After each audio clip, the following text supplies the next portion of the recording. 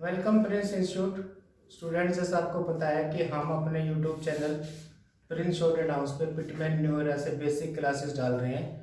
हमारी 20 क्लासेस पहले डल चुकी हैं, 11 चैप्टर हमारे पूरे हो चुके हैं और हमारे क्लास में डिक्टेट कर रहे हैं। आपको डिक्टेशन लिखते हो आप। लास्ट क्लास में हमने जो डिक्टेशन दी थी आपको एक्सरसाइज 16, 17 और 18 दी थी।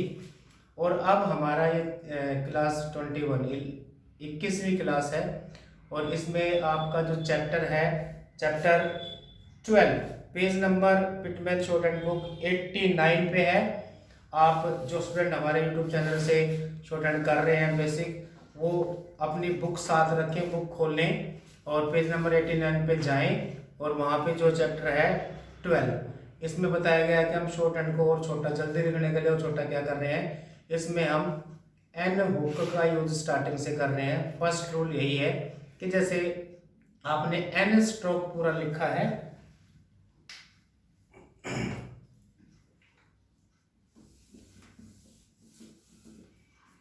एन को हमने स्ट्रोक लिखा है किसी भी वर्ड में एन, तो अब ये कहता है कि एन को हम छोटे रूप में लिख लेंगे। फाइनल हुक है, इनसाइड होगा, अंदर की तरफ करो के, फाइनल होगा किसी भी कर्व स्ट्रोक में लास्ट में फाइनल में आएगा इनसाइड। जैसे हमारा एस सर्कल था अंदर की तरफ करो के, ऐसे ही इसमें अंदर की तरफ आएगा ये एक हुक आएगा, ये हमारा एन हुक कहलाएगा। और यही है कि एन आप पूरा ना बढ़ा के हम करो के साथ में फाइनल में हुक एन यूज कर रहे हैं। आपको मैं बता देता हूं। जैसे हम वर्ड लिखते हैं फाइन, तो अब ये फाइन रहेगा, नाइन ये नाइन रहेगा, माइन माइन रहेगा। तो इसमें पेज नंबर 89 में ये एग्जांपल वर्ड्स आपको ये अच्छी तरह से प्रैक्टिस करने हैं। शो, शो आपने लिखा शोन, एन हुक आ गया। मैन, मैन और मैन, तो ये एन हुक आपका इनसाइड कर्व है, फाइनल ही रहेगा। आप ये ध्यान रखो कि अभी इस रूल में फाइनल रहेगा, तो इन वर्ड्स की आपको अच्छी तरह से प्रैक्टिस करनी है। अब ये एन हुक हम स्ट्रेट कॉन्सोनेंट में यूज कर रहे हैं। इसमें पॉइंट बी में लिखा हुआ है the N hook is written with right clockwise motion. आपको ध्यान देना होगा, जो एस सर्कल है हमारा किसी भी स्ट्रेट स्ट्रोक में वो बना था एंटी क्लॉकवाइज। ध्यान देना कि स्ट्रेट स्ट्रोक में एंटी क्लॉकवाइज, जैसे चे के साथ हमने ऐसे बनाया, पी के साथ हमने ऐसे एंटी क्लॉक उल्टा घुमा। जैसे घड़ी की स्विच चलती है क्लॉकवाइज बोलते हैं, एंटी क्लॉक उल्टा घूमे। जैसे हमारा डब्ल्यू के साथ बनाते हैं तो ये एस सर्कल था, आर के साथ बनाते हैं ये एस सर्कल था। अभी कहता है किसी भी स्ट्रेट स्ट्रोक में फाइनल में लास्ट में आएगा एन हुक क्लॉकवाइज मोशन होगा। अगर इनको कंपैरिजन हम करते हैं तो ये हमारा इधर रहेगा, chain, pen, one, rain, this clockwise motion में रहेगा ये।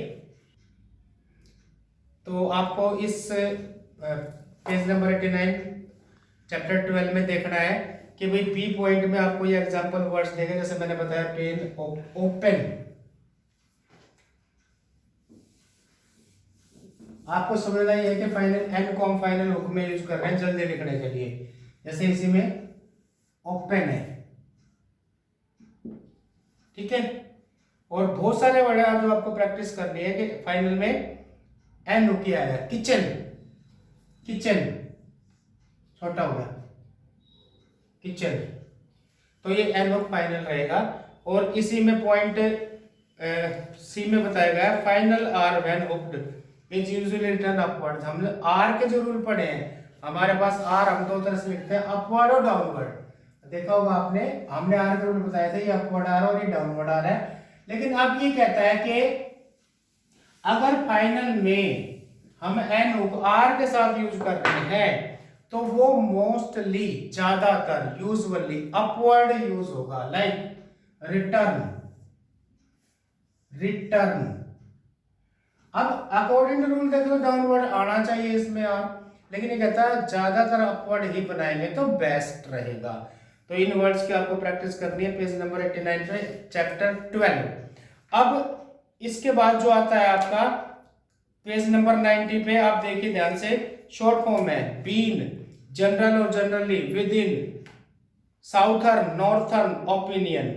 ये आपको ध्यान देना है शॉर्ट फॉर्म्स पे कि भाई इसने जो बताया है कि शॉर्ट फॉर्म में हमने ये बताया है कि भाई शॉर्ट फॉर्म याद करने की चीज है, जो एक बार है वो स्टिल रहेगा। जैसे फर्स्ट है बीन, ये बीन रहेगा। एन हुक का यूज है, शॉर्ट फॉर्म है बीन। जनरल और जनरली, जे के साथ एन हुक आ जाएगा, जनरल और जनरली।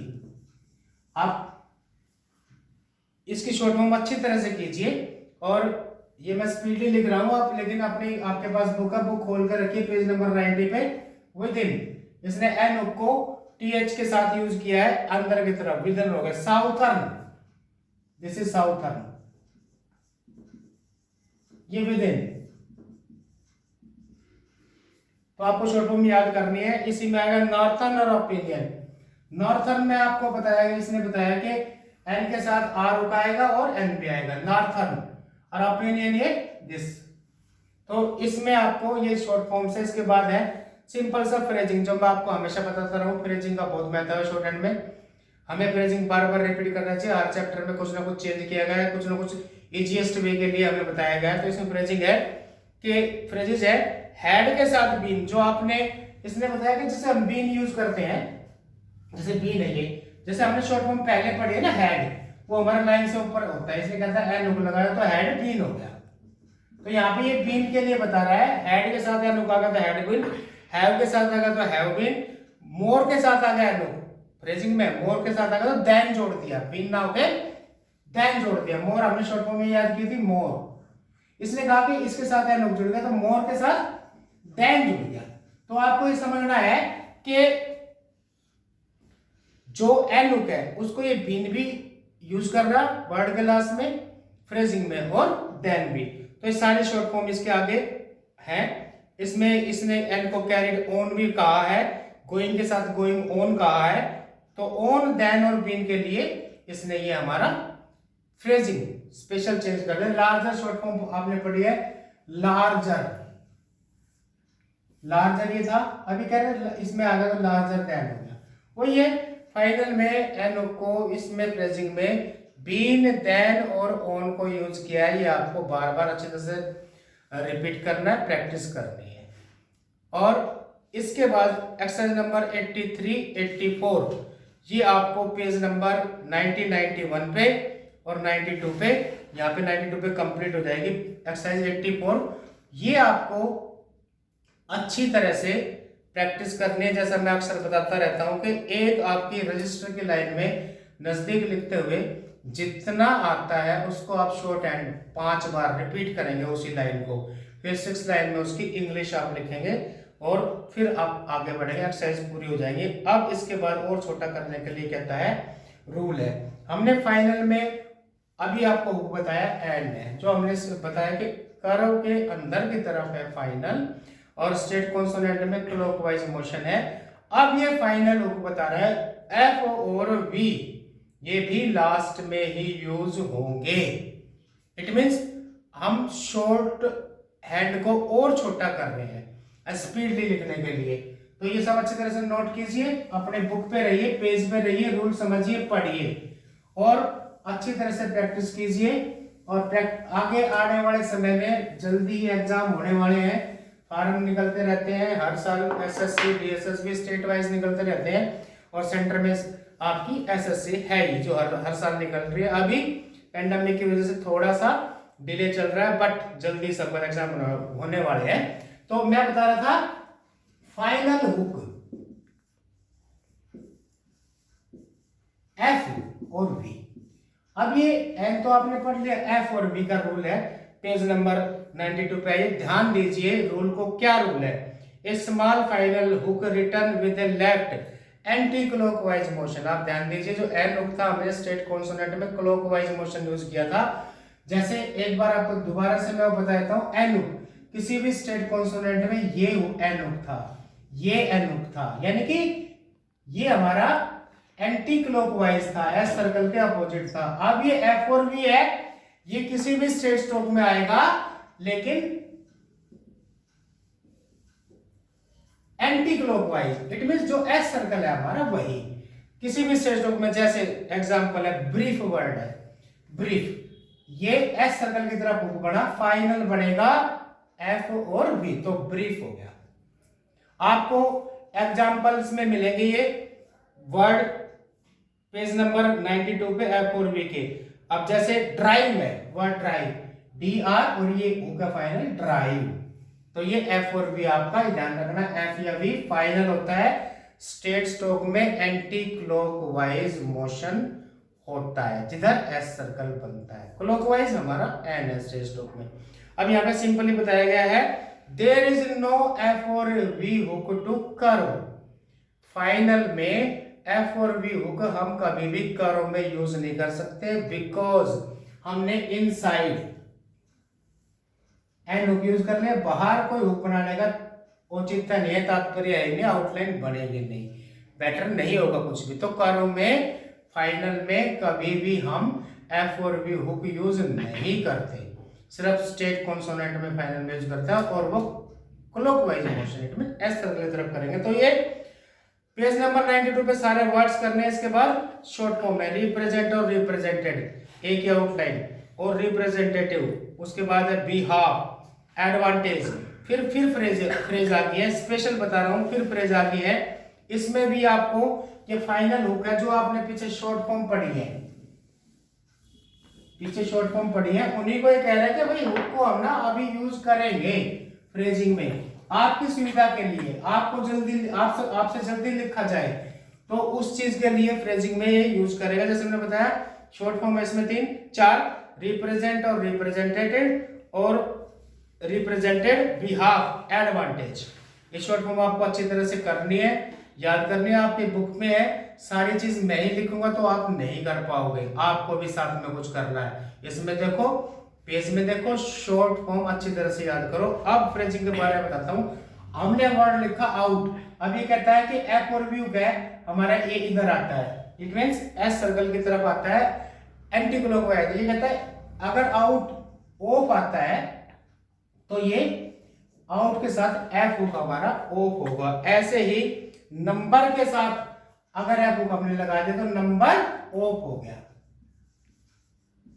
क्लियर? ये एफ हुक को ऑफ में यूज कर रहा है। इनके साथ इंस्टीड के साथ आएगा, इंस्टीड एक वर्ड है, इंस्टीड, ये आ गया तो फाइनल में ऑफ होगा, इंस्टीड ऑफ, क्योंकि ये आता रहता है। ऐसे ही विच के साथ आएगा तो इसको हम हैव यूज करेंगे, विच शॉर्ट फॉर्म में ये आ गया, विच के साथ हम इसको हैव हमेशा यूज करेंगे। स्पीडली लिखने के लिए जरूरी है, इनकी हेल्प मिलती है हमें फ्रेजिंग की। इसके बाद हु के साथ भी आएगा तो हैव होगा, हु हमारा ये है, छोटा सा बन जाएगा हु हैव। ये अच्छी तरह से आपको इन्हें प्रैक्टिस करनी है। पेज नंबर 92 पे आएगा, अच्छी तरह प्रैक्टिस करो। उसके बाद आपकी एक्सरसाइज 85 वैसे करनी है जैसे आप करते आए हैं, और 86 आपको अच्छी तरह से प्रैक्टिस करनी है। एक लाइन में जाता है 5 बार रिपीट करो, शॉर्ट एंड स्टडी में इंग्लिश लिखो। अब इसी क्लास में मैं आपको डिक्टेशन दे रहा हूं। लास्ट क्लास हमारे 20 में हुई थी, 16, 17 और 18। अब मैं उससे आगे आपको डिक्टेशन दे रहा हूं। जरूरी है कि उससे आगे जो मैं अब स्टार्टिंग करूंगा वो एक्सरसाइज नंबर रहेगी आपकी 18 हो चुकी है, 19 से होगी। अब उसमें हम कितने डिक्टेशन देते हैं, तो आपको ये अच्छी तरह से पहले प्रैक्टिस कर लेनी है, क्योंकि पहले आपकी सारी एक्सरसाइज हो चुकी हैं। अब मैं आपको डिक्टेट कर रहा हूं और आप इसको लिखिए। तो आपकी डिक्टेशन शुरू हो रही है एक्सरसाइज 19 से। बड़े ध्यान से लिखिए। जो वर्ड ज्वाइन हमें करने हैं उसके बारे में मैं आपको बता देता हूँ कि मैं उसको इकट्ठा ही बोलूँगा। कोई भी अच्छा डिक्टेटर उसको इकट्ठा ही बोलता है। कॉमे पे थोड़ा रुकेंगे, फुल स्टॉप पे थोड़ा ज़्यादा रुकेंगे, वो आपको खुद ही लगाने होते हैं डिक्टेशन लिखते वक्त, ताकि बाद में आपको ट्रांसक्राइब करते वक्त कोई प्रॉब्लम ना आए। तो exercise 19 start. If we are to pay our way we shall have to get new revenue. I should like to do what you ask, but I have no power to do so. It will be your duty to check each item we charge. I shall go to the automobile show and I may buy a new car. Do you wish to renew your fire policy? It will be due tomorrow. I am aware of the value of a shop window on the avenue. I will give you a cheap rate to Niagara via the lake route.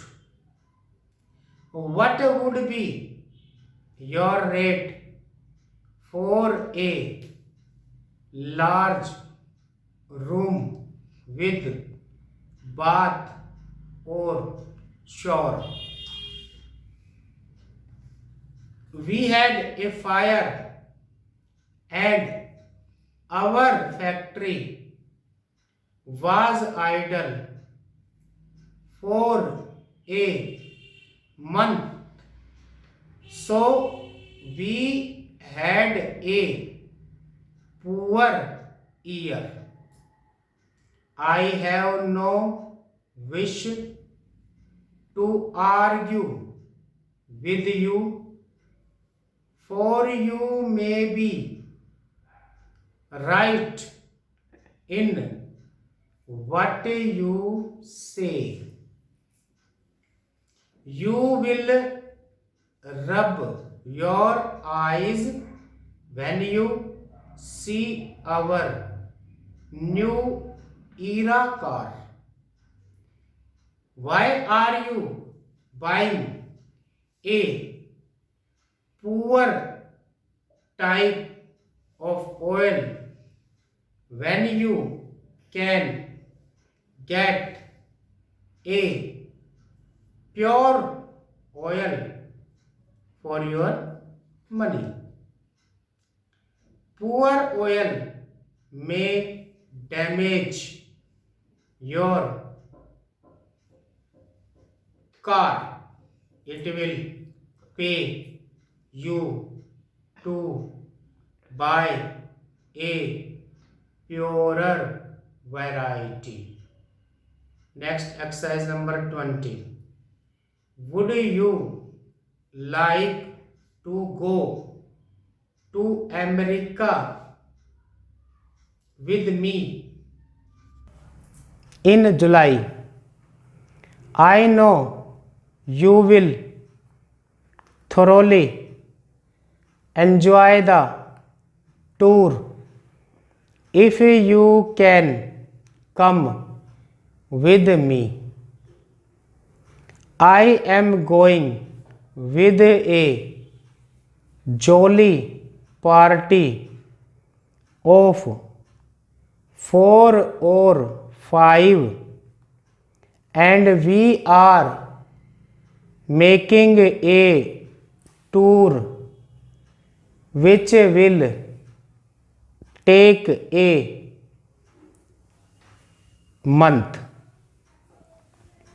We are leaving on the SS Canada on the 5th of July and we are due to arrive in America on the 10th. We can get a cheap rate for the voyage if we share a room on the boat. Write to me in a day or two and say you will come. Next exercise number 21. Do you think you will be rich enough to retire when you reach the age of 50? You will be rich if you can retire with enough money to live on. We can show you how you can buy a life annuity for a low outlay now. How would your family fare if you should die now? Can you leave enough for them to live on? We are now issuing a new life policy which will make it easy for you to do what you would wish. You can take out the policy for a low charge. We know you will like it. Would you like to see it? If so, write your date of birth below and mail the form today. Next exercise number 22. I have many a happy memory of the time of my youth on the farm. I saw the buyer for a minute at the hotel, but he had to hurry away. Usually we ship the oil to you by boat, but if you are in a hurry, it can go by road. Write and ask them if they charge a higher rate for heavy oil. They hope to have the bill of lading in the mail today. I know Hugh Riley, and I think he will reach a high rank in the army. We hope you will enjoy the voyage, and we hope to see you when you get back. Next exercise number 23. I should like the head of your firm to see our huge new factory, and if he will come, I will fetch him in my car.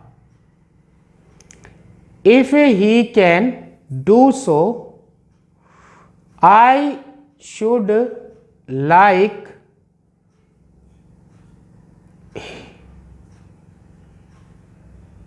him to have lunch with me at the Park Avenue Hotel. I hope he will come to see it, for I think it will appeal to him. I shall be happy to see him and you, if you can come too. I hope you will come with him. Next exercise number 24. We have your message and we shall have the invoice and the bills of lading ready by the time the ship sails on Wednesday. Since the business for the year shows a heavy loss, the bank may wish to have a voice in the firm's affairs. We refuse to pay this sum when we can get the same items for less. May we know why this small bill is unpaid? As you know, we have allowed it to go beyond the usual time. We shall be happy to give you details of any of the items which appear on the bill. In a month, we hope to add the names of a